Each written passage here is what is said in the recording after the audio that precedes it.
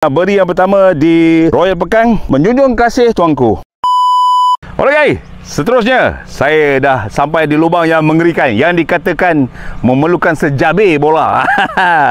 Lubang nombor 2 guys, indeks 5, par 5 538. Lubang ini guys, kalau dulu yang siapa yang pernah datang sini kan, lubang ini dulu ada kolam yang sangat luas yang melahap bola-bola yang datang kemari lah kalau bola ke kanan. Jadi lubang itu atas perkenan tuanku telah pun dikecilkan sikit. Jadi untuk kawan yang datang sini jangan takut. InsyaAllah kalau bola kanan sikit boleh kira lagi lah. Tapi kalau kanan sangat memang tak boleh lah, nak buat macam mana kan. Jadi nak main di sini sebelah kanan air, sebelah depan kiri ni pun ada kolam lagi. Sini all the way tasik sampai ke hujung guys. Jadi nak main bola ni kena main lulu lanjau. Jadi kita main straight dulu. Tengok saya try pukul straight atau draw, apa jadi. Boleh tak saya pukul dengan baik di lubang ini untuk driving yang pertama balik. One good shot. Mana-mana satu. One good shot.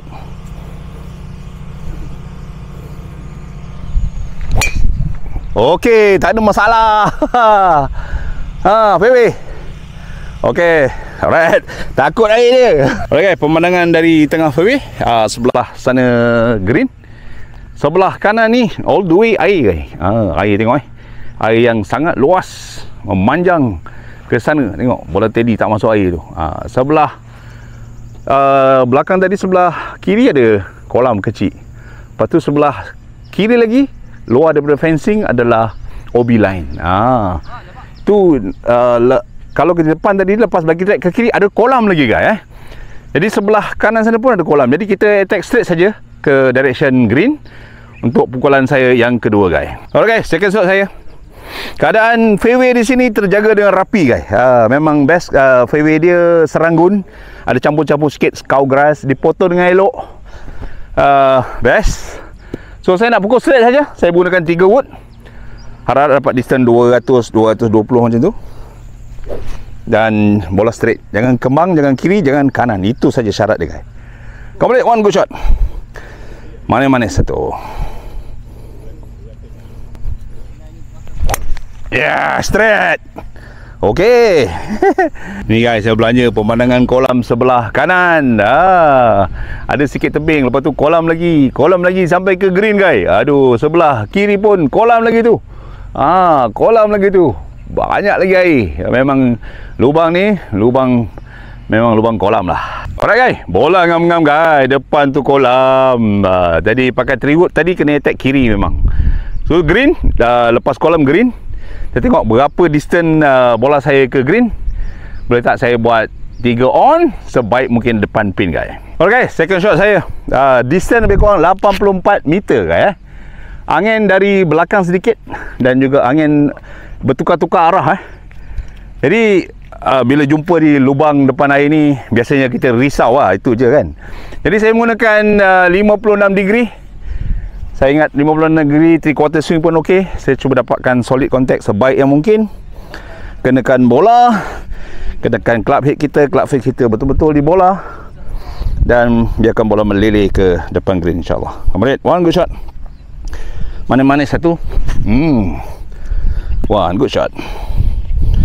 One good shot baby. Come on, sit baby. Jangan over. Sit. Ngam. Okay. Alright guys, saya berjalan menghampiri green. Nampak bola tu. Itu dah given tu guys. Sebelah kiri green bunker guys. Bunker gebu. Best bunker, ada 2 biji bunker. Sebelah depan biasalah, kolam-kolam yang jernih ni ada banyak pokok teratai. Green sedikit uphill, sedikit undulating. Ada slope yang baik green ni. Sebelah kanan tinggi, turun kemari. Pak berakhir muka, tak apa, kena part tu. Green agak macam 3 segi guys. Dan sebelah kanan tadi green ada bunker satu lagi guys. Ada bunker satu lagi. Tapi bila you jalan atas green ni, you boleh rasa lah you punya kaki lembut, dia soft aja. Sebab itulah bola saya jadi macam tu. Dia jatuh, saya rasa tadi mungkin 3-4 kaki. Lepas tu dia soft lah landing So saya try part 4 birdie. Kalau tak masuk bedi ni, balik kampung lah, Dit. Alright. Alright, guys. Bedi yang pertama. Bedi yang pertama di Royal Pekang, menjunjung kasih tuanku. Yes, itu dia. Alright.